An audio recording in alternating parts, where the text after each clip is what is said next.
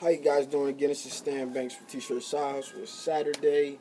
I'm at my job. Hopefully I don't get interrupted during this video.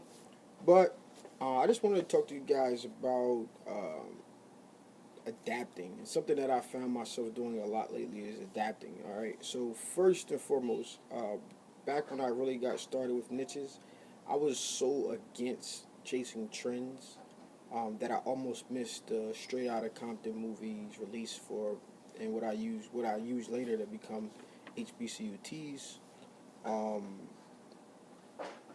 it would have been a grave mistake, and I was always fighting trends. At that point, All Greeked Out had already been started, and we were struggling, not really struggling to get traction, but we were trying to get some traction, and it wasn't really going as smooth as we wanted it to go. All right, but once I took HBCUTs and did this, trace the trend, that like exploded me. All right, so I had to adapt in the situation. I had to do something I was really uncomfortable with. I didn't want to go through what I went through, and then it ended up being the best thing for me. All right, so then the next thing that I did was I had a friend of mine who had a clothing line that I thought was one of the dopest things, so much so that I invested some of my own money into his brand, which later on turned out to be a bad decision on my part, but I believed in what he was doing. I thought it was the uniquest thing. He just needed help, as artists do, need help sometimes. So,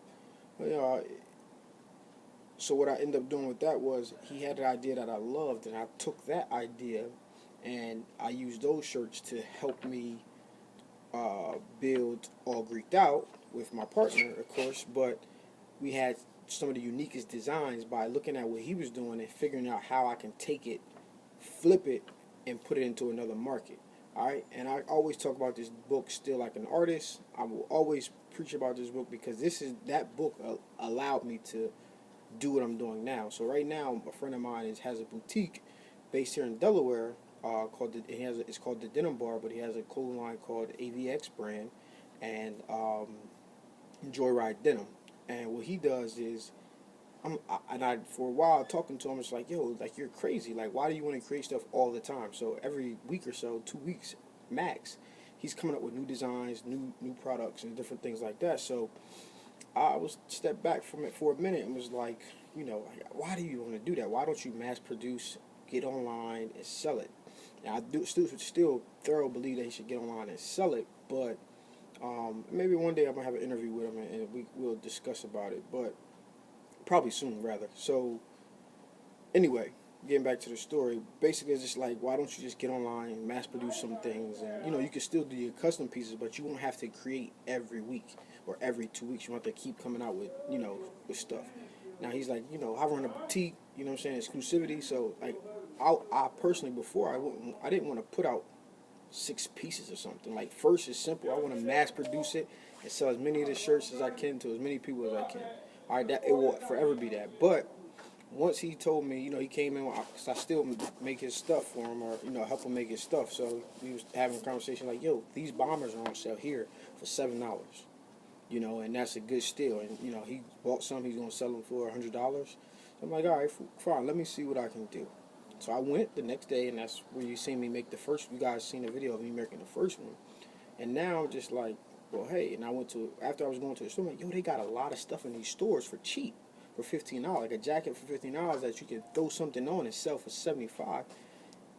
And I had to take a step back, and I found myself today looking on Forever 21's website at their sell section and looking at the things that I could get for $7 and $8. Those things are, and I can, again, jackets I found for $13 on sale. Nice jackets that you would find in a fashion store. I could put a logo on and not have to necessarily worry about. Excuse me. You could, All right. Can I get a couple applications? yeah, what's up?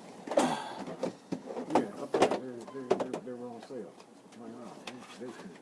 I had to get them big because of material. Yeah, thanks, buddy. No problem. And thanks again for letting me. Yeah, no problem. Yeah, I'll see you next week. Okay. Sounds good. All right. Take care, bro. All right, sorry about that, but I had to necessarily look at what he was doing and see how I could make it apply for me.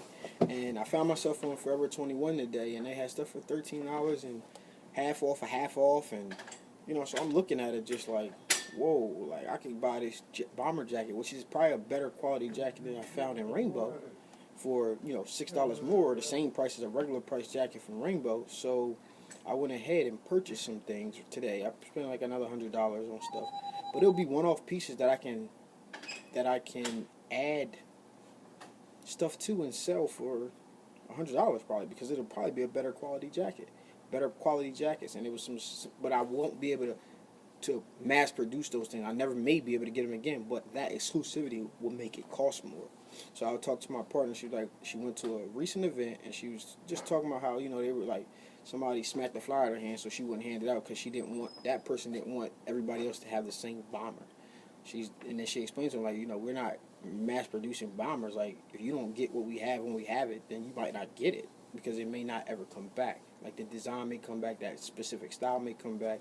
And then I sold a jacket to her friend, and she bought a green jacket, the one you saw, and then I released a red one yesterday, and she's like, well, I wish you guys would have said to her I would have bought the red one. No, I want you to buy both jackets. So that just goes to, like, I learned something new about what I'm doing, and I want you guys to be able to do the same thing in a sense. Like, it's an option for you guys to do stuff like this if you're using a clothing line. Again, and you can I buy from Forever 21, I'll take the tag out of it, put my own tag in, and resell it. So I'm going to be now one of the things I'm going to be doing and making this our thing to set ourselves apart is looking online at different places and making one-off pieces for our brand. And you got to get it when we got it. If you don't get it, then fine. But again, and this all comes from Still Like an Artist. You guys should definitely read that book. It should give you a new perspective. And I believe it's like $13 or something like that. But I just want to make this short video today. I'm talking, and that's what I got for you guys today. Just a lesson in adapting to and monitoring and stealing like an artist. I like to say flip, but steal like an artist. So this has been Stan Banks, and I'm sure this won't be the last time you hear me stand still like an artist, because I'm going to do a book review soon when I start the book review section. But, alright guys, that's all for now. Happy printing. Peace out.